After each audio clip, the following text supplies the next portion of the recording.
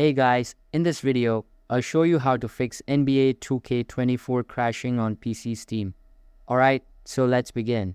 To resolve issues with downloading or installing NBA 2K24 from Steam, you should follow these steps.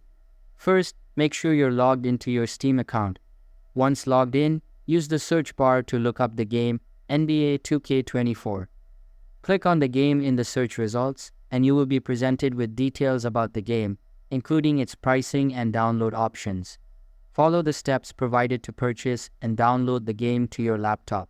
If you encounter problems during the download or installation process, there are a few troubleshooting steps you can take. Start by refreshing your computer to clear any temporary issues. Also, check your network connection, as download errors often stem from weak or interrupted internet connections. Ensure your connection is stable and try again. If the problem persists, restart your computer. Click the Start button, then select the option to shut down or restart. Once your computer restarts, try downloading or installing the game again. This can often resolve any lingering issues.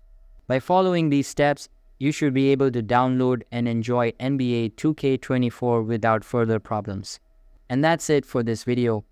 If you find this helpful, consider subscribing and giving this a big thumbs up. Thanks.